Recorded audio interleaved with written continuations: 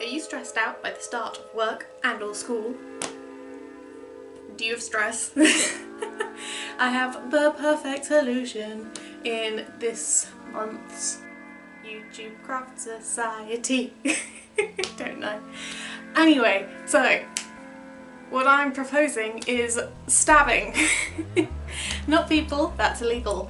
The stabbing of felt until you make a thing. You can just stab felt, quite honestly. You can just make abstract blobs and call it art.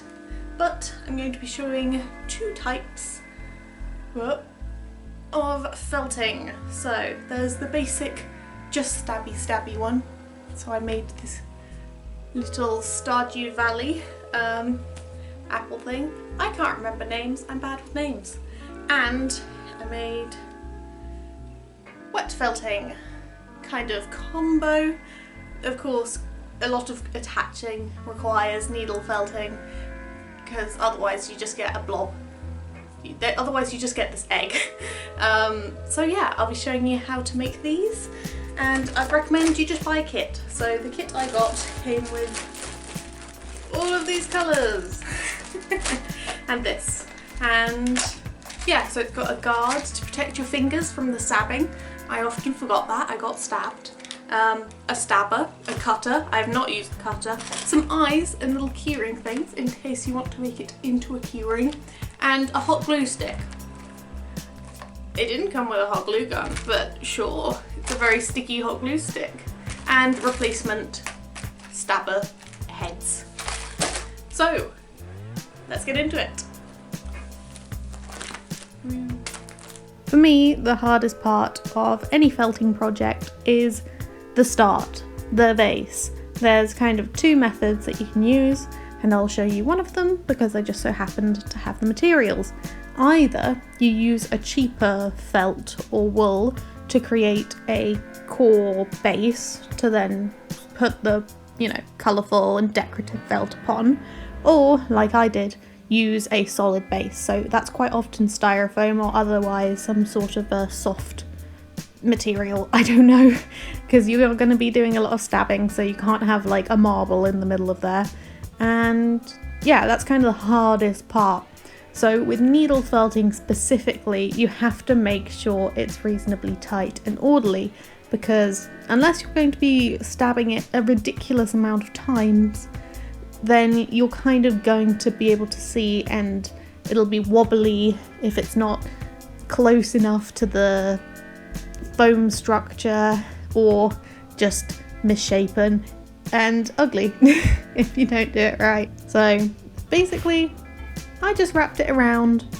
I later learned to kind of stab as I go, so put around one layer, attach them together, stab around the joining line, and then continue, and I think that worked pretty well. You then follow up this covering up / base structural layer with your first colour layer. So I would say go thin, multiple layers, have a look, a break, don't get a wad and just stab it in. I don't know, it could be an effective method, but it doesn't seem logical to me. And yeah, pay attention to, because you're using kind of long wefts, the texture and the kind of lines that those create, to make sure that you don't just have like a top and bottom that has nothing on it. And once again, the same kind of stab as you go, be careful and have fun. With the decoration layer, we get into the real needle felting, the real stabbity stab. It takes a lot more effort to attach a pre-felted top and bottom shape for my apple, little cheeks, etc. than it does to just add another layer of colour. So you kind of want to make your shapes because they're going to be warped a bit too big, and so for the circle I made a disc. I just got a strand and then twirled it around itself, and then the trick that I actually worked out a little bit, not that good of a tip or trick, is basically stab from an angle inwards and try to catch some of the outside felting wool to what you're trying to attach, if that makes any sense. Because I found that at first they weren't really staying on, and you have to stab deep.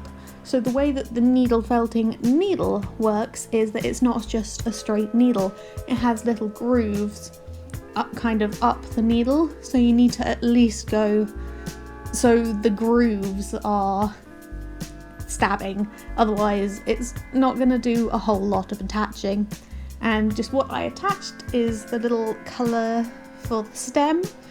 I'm not sure, I mean, I also attached a stem and made a little leaf to go with the stem and little cheeks to go under its like pointy metal eyes, those little balls with pointy sticks, and little arms and legs.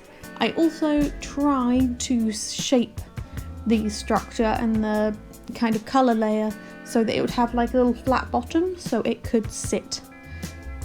I don't know, a statue doesn't work very well if it has to be overly supported, I find, and balls tend to roll. So think about how you're going to be using it. If it's a key ring, it doesn't matter whether or not it can sit. Though I'm not sure, I think it takes a lot of confidence to make it into a key ring. I don't think mine would have stayed on, so take some practice and expect it to fall off. I mean, any key ring will eventually fall off if you keep it for long enough. And yeah, I think that's it.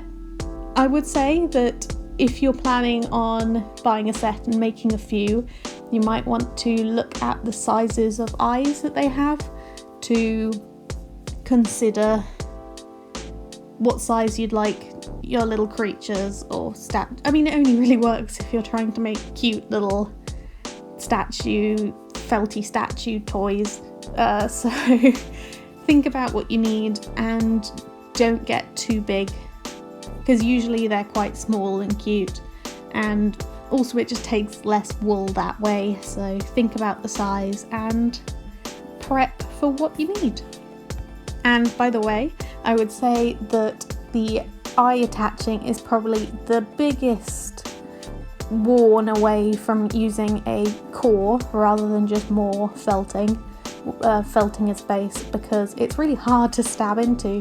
If your eye stalk, for lack of a better word, is too long, then you have to poke through and make a divot in the actual core. So I used a stabby stick, I don't know, from the kit, to make a pre-existing hole for it to go in.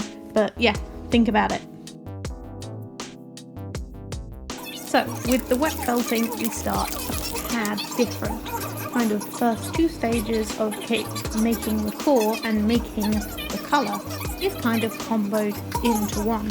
So instead of going layer by layer and felting as you go, though you probably could, it would maybe help, maybe hinder, I'm not sure, haven't tried it, is go tight around the base if you have one and layer it up.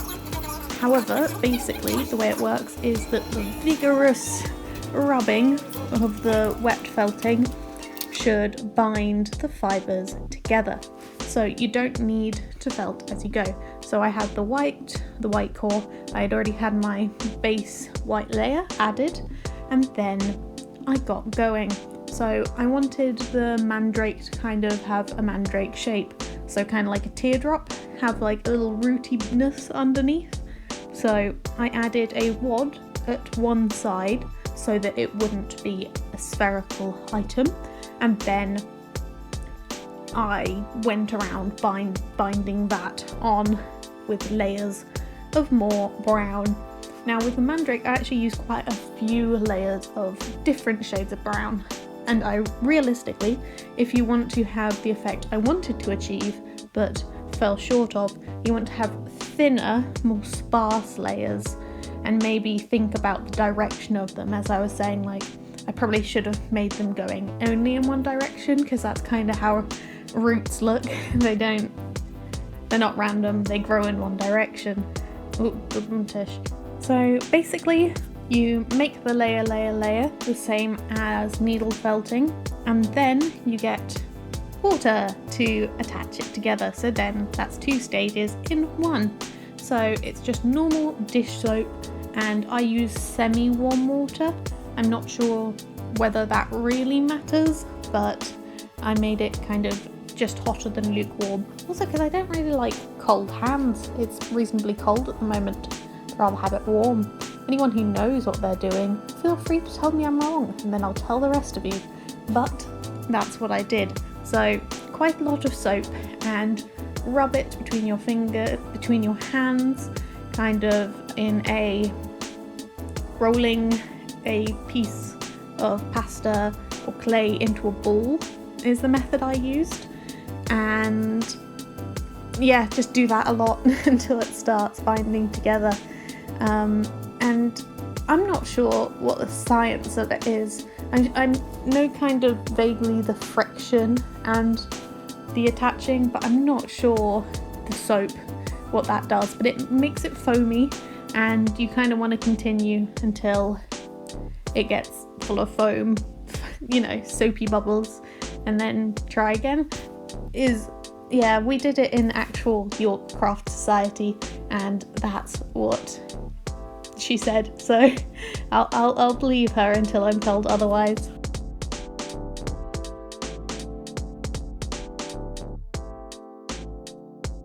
And what's this? I've included a third felting thing. Yeah, I made my brother a little felting red apple stardew creature, and then I made his by combining felting and needle felting. But basically I included this little thing. It's gone off to university with him, so I can't show him that well. You can change the shape when it's still wet, and I kind of made sure it had a very flat butt. And yeah, so that's something to pay attention to when you're settling it down. If you don't want it to be flat in a certain area, it probably can't be laying on it. For the leaves, I made my own trick. So I got a milk carton, so in England they're made of plastic, and I basically cut out 2 leaf shapes, originally planning on using them as a core. And then I needle felted them, so I had layers of green, and I think the effect I wanted on the root I got on the leaf. So, you know, I think it would look cooler if it was on both, but I think it's cute anyway. So basically I needle felted on top of it, making sure it was going in one direction, and then when it was still wet I opened it up and then removed the core. So I made kind of a flat shape that's leaf shaped without the hassle. You kind of need a core for wet felting, I think. Otherwise it doesn't really attach to anything. Though of course you can just make a soft core out by needle felting felt into a ball, so that'll be fine as well. And yeah, so I cut them out. I kind of pushed them out actually. No cutting was involved. And then when they were dry, I, along with the little cheeks, I wet felted and then needle felted them on. So once again, using the same tricks, make sure to stab in a direction, try to get a bit of both layers, stab past the cut little groove lines, and generally have fun, release your anger, and also it's much more dense, wet felted felt, so be prepared for more resistance than if you are just plain needle felting.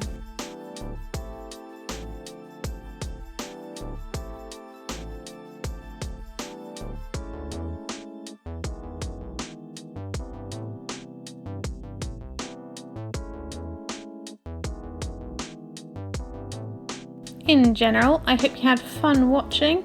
Subscribe, like, blah blah blah, YouTube stuff, follow me on Instagram.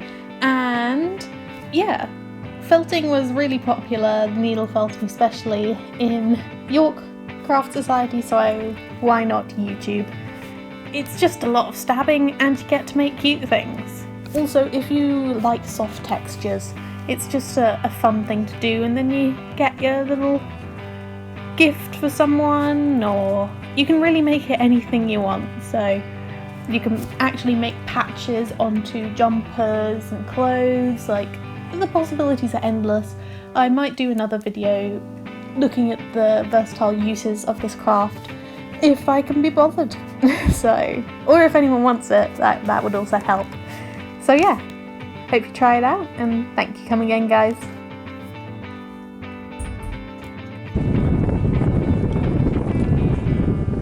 I can't see the baboon.